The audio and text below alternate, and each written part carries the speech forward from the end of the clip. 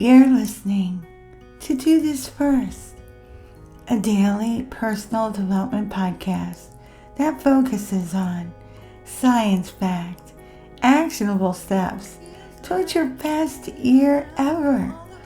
Hi, I'm Sandy, your host. It is officially 73 days till the end of 2024, and as such, we are continuing with our Finish Strong micro series. A quote that I often refer to time and time again is from arguably one of the smartest humans to ever walk planet Earth. Of course, I'm talking about Albert Einstein. And it goes like this: "It's not that I'm so smart, it's just that I stay with problems longer." I think Einstein was on to something, as every inspiring success story highlights the struggles, the perseverance, and the sweat equity invested in reaching for and subsequently clutching victory from the teeth of defeat. None of those stories start with, "and it all fell right into my lap." It's more like, "I tried so many times, nearing the end of my rope, but I kept pushing, I kept learning, I kept getting better, refining, rehoning, executing, failing, but dusting myself off and getting back up and trying again and again and again." That is almost every inspiring story, from J.K. Rowling to Michael Jordan. The narrative is about being consistent, showing up when you don't want to, staying in for the long haul when you see no proof of your impending success. When your friends and family betray you and you're left to make sense of life, often alone, no one knows how you feel deep inside. No one. And they wouldn't understand if they did know. Consistently putting the time in is what brings results. I'm convinced now more than ever that talent gives you a head start, but not necessarily longevity, resilience, or even a strong finish. As a matter of fact, natural talent might make us lazy and undermotivated at times. If you feel like you have nothing to prove, then why would you strive and keep pushing yourself harder and harder? Think about that. It is very probable that people with less talent, less intelligence, and less possibilities will outclass and outperform you and become even more successful and have a more memorable impact in your niche and or society as a whole. Now, why might I say such a thing? Because as I continue to read the greatest success stories of all time, they almost all have one very potent trait in common. They worked hard. They crushed it. They invested sweat equity. When others were busy playing golf or embarking on a 72-hour binger, they were grinding. They were taking classes to refine their skills.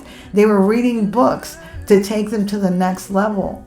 They were watching YouTube videos to learn how to do something better. They were studying the competition during breakfast, taking their lunch listening to personal development podcasts and getting inspired. Sweat equity is the blood, sweat, and tears you pour into your venture, your dreams.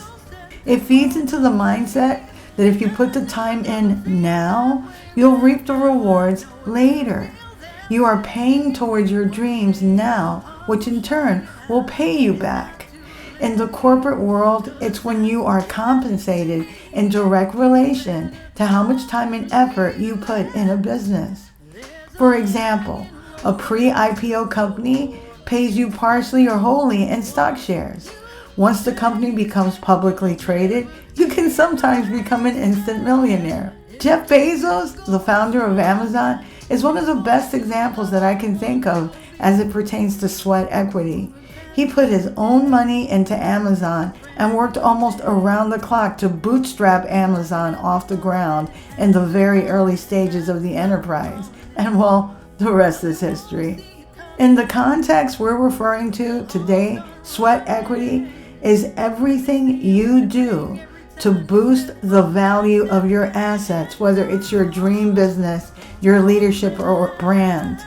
The key focus when you invest sweat equity is to increase the worth or value of whatever you're applying your time, efforts, and energy into. That, in essence, is what sweat equity is in a nutshell. Sweat equity is when you are bootstrapping your business or brand. In other words, you don't have outside investors and are using your own resources. When you don't have to respond to outside investors, you can assert more control over the context and quality of your products and services. It can also help you maximize your margins if you're initially doing most of the work. When you bring other people on board to invest their sweat equity, you can compensate them with a stake in the company. When everyone aligned has something to gain and something to lose, it can create a very proactive, get things done type of environment, which is of course crucial for success. The sweat equity concept can have both benefits and drawbacks though. On one hand, sweat equity can be a rewarding experience. If you enjoy hands-on work and take pride in your accomplishments by putting in the effort to complete a project or reach a goal yourself, it can help you build confidence and satisfaction. Also, sweat equity can also result in a higher return on investment, as stated before. When it comes time to sell your business, or if it's a project, or even a property, by increasing the value through your own labor, you can potentially sell for a higher price and recoup the time and effort you put into it. However, there are also some very definite drawbacks to sweat equity. One of the main drawbacks is the time and effort required to complete. Sweat equity can be a labor-intensive process, which can be challenging when you have a busy schedule and competing responsibilities. Raise your hands. Another thing to consider is that sweat equity can also be a risky investment strategy, as there is really no guarantee that you'll recoup your investments. The benefits of sweat equity, though, cannot be overstated. You can, number one, keep costs down by doing most of the work yourself. Number two, ensure the quality of your products and services. Number three, you own the narrative or message of your brand.